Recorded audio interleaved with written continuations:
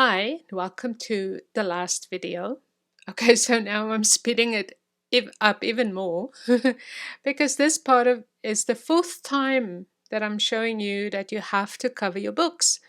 Cover your books, students, cover your books. Remember to cover your books because in the end, especially if you do it for yourself or give them as a gift, you want them clean and crisp. And it's such a messy process, as you will see in this next video.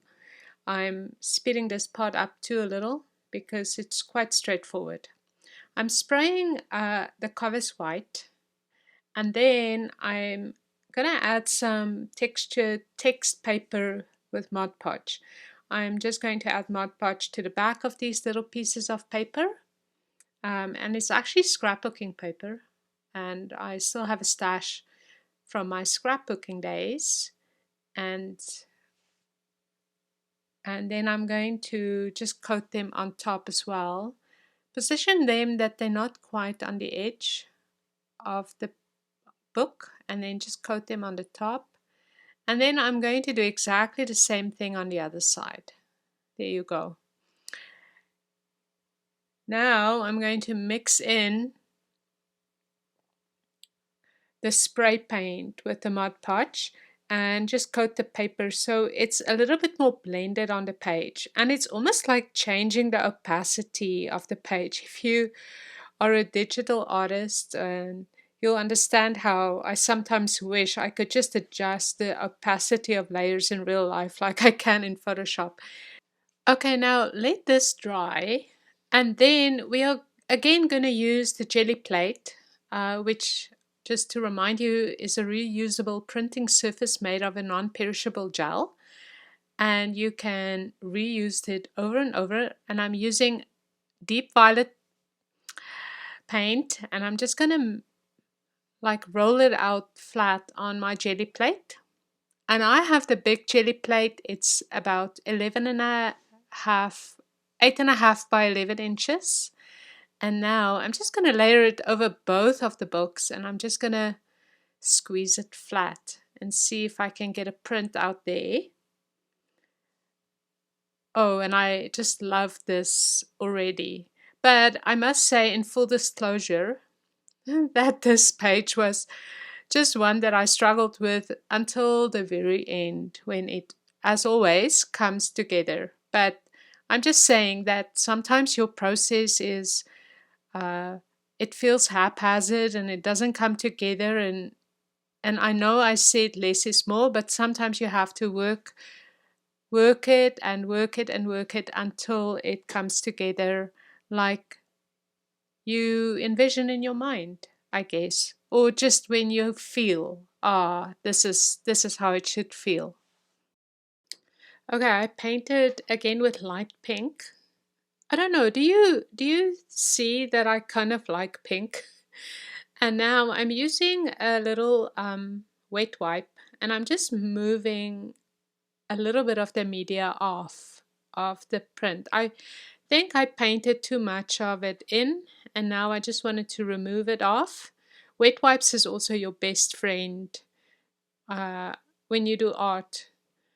I have a whole pack just next to my work table, and it's very handy if you just want to wipe something, just to grab one. Just let it dry. And now we're just going to roll a little bit of texture on it. Again, you can make these with stencils by dabbing paint through it, or you can use a textured little paint roller. I wish I could find them. Maybe some scrapbook stores will still have them available. And these are just tiny little triangles. And I think it's also a Studio Calico product from back in my scrapbooking days. I sprayed this wonderful stencil with pink spray paint on our books, and I think what I want to do is layer it with gold, if I could remember correctly. So I'm just going to press down with a long brush, and then I'm just going to spray a little bit of pink through it, swapping out the nozzle.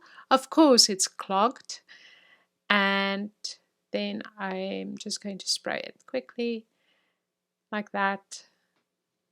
You see, looking at this, I wasn't really a fan of this page right here, and so now I'm repositioning my stencil and I'm going to spray it with gold. And you have to be really accurate if you want to do it that way. Otherwise, it makes those shadows, as you can see there. But I didn't mind in the end because the text is just texture. So that is just how I approach it.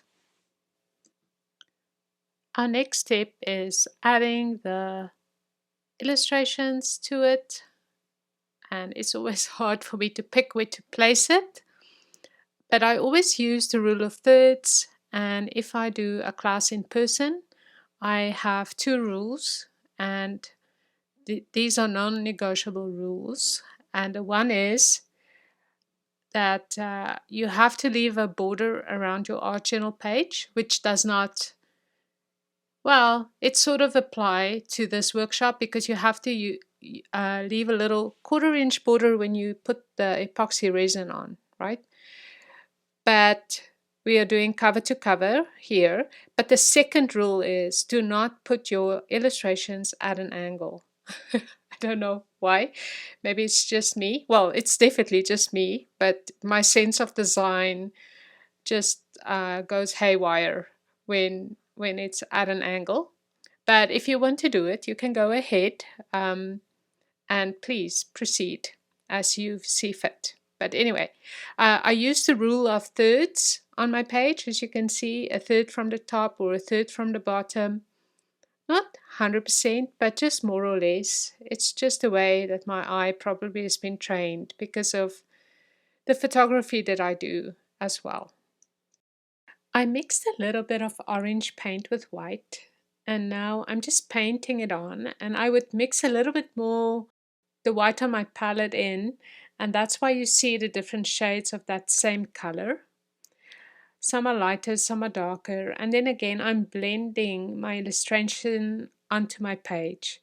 Sort of a theme that I'm doing in this workshop, but I think it's something that I quite like to do on all my art journal pages, if I can be honest.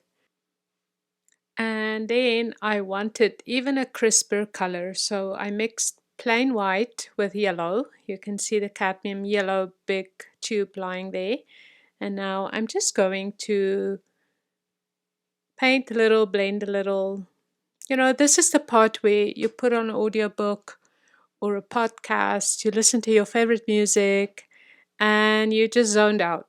I call it embroidery, but it's also a little meditation. And that is really where art journaling becomes so much joy.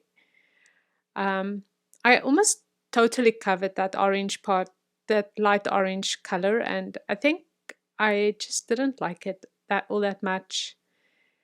And this page, like I said, didn't come so easily. It was a little bit of a struggle, but in the end, I think it's one of my favorites because just how it came about. It's a very quiet page. If you look at some of the others, I think in the end it feels very calm. That's a very good word for it, calm. And then a little bit more pure yellow. So pure yellow is probably one of my favorite colors to use on my pages and art journals. It just makes it pop. I love cadmium yellow so much. My daughter has a little art studio and it's called lemon yellow because that's her favorite yellow. She's also an artist, a wonderful artist, and but I think cadmium yellow is even higher on my list than lemon yellow. No offense, Tia. And then I'm adding the dryer here, a little more white to that same yellow, and then just painting with a heat gun is a very satisfying thing because the paint dries fairly quickly, and yeah, it's just a process. And you can see my hands have been through the mill of paint and art journals. And when I work and I do all these art journals, I hardly stop and it looks like a bomb went off in my studio. Really, it does. But then before I start my edits, I have to clean my whole place. Layering again the flourishes with paint, and this time I'm using a darker green with that beautiful lime green. Just going to spray it. It's almost like an ombre effect, right? You can see my nozzle is just partially clogged there, and that is why it sprays in a weird line. But you know what, you just make it work. And then I'm going to substitute it again for the darker green, and then I'm just going to spritz it a little. And I love that so much. Beautiful. Next up, I'm going to add a little bit of a pop in black, and I'm just going to spray polka dots and triangles. A light spray, and then we're going to add our stencil markings in yellow on both sides, the top part here and the bottom part on the other side. Oh, excess, sorry, not stripes, excess. And it's coming together, but I wanted it a little bit more calmer, so I painted with white. So in the end, you put everything on it, and then you take it away with blocking a color, and that's just how it's going to be. I'm just painting a little bit of Liquitex heavy body acrylic in titanium white, and we're just going to just do the edges, and then finally we are going to pour our epoxy resin, the tabletop epoxy resin. So I have 1 tablespoon measurement there in a little cup, and I'm just gonna pour one measurement of each of the A and B into that cup, and then you want to stir it for 4 minutes. Now this epoxy resin is just one of my favorites. It's food safe, so it's not toxic, and what I love about it is you can buy it in these smaller containers, smaller bottles, and like 2 tablespoons, so 1 of each of the A and B, is enough for 2 albums. And it takes 24 hours to dry. And then when it dries, it feels like glass. So it's a little bit of a messy process. So that is why I think my experience with working with epoxy resin will come in handy to teach you a little bit of tips and tricks so that you don't go through the learning process that I went through. But I also want to say that covering your books help. That is one reason why covering your books in plastic is absolutely crucial. If you work with resin, I don't think it's really an option.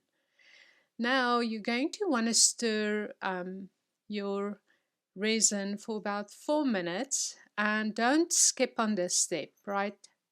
Set a timer and then slowly stir it for 4 minutes. It will be, because if it's not well mixed, then what will happen is it will be tacky. It will dry, but there will be tacky spots on your book, and you do not want that.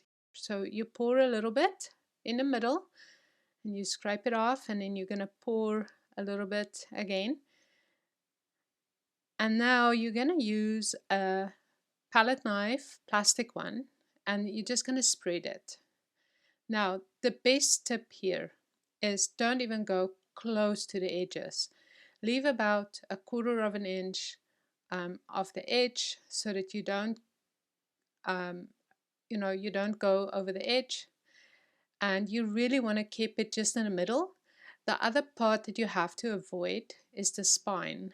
Now, sometimes if your book is not flat 100%, the resin will drip into the spine area, and then what you can do for the next 30 minutes, 30, 40, even hour, just monitor your resin, and then you can take your knife and just clean the spine out if resin migrated into that area, and also around the edges. So if resin is dripping around the edges, you can wipe it off within the next hour. You still have time. Once you are done, you just want to lay it flat. You can see I prop mine up with ice cream sticks just so that it is level. And then you just want to let it dry. Look how beautiful and gorgeous that finish is. I just love it so much. And the next little shot is just the final albums, all dried and shiny and layered, and I think they're beautiful. I also love, like I've mentioned, the binder clips that I got off Amazon and other hardware that you can add to your book, and it just makes the most beautiful gift. So, to yourself or to someone else. Well, just my heartfelt thanks for joining me in this class. I just love um, that you support me in this way, and I hope that you find so much inspiration and so much joy in this art journaling journey. Until next time, bye.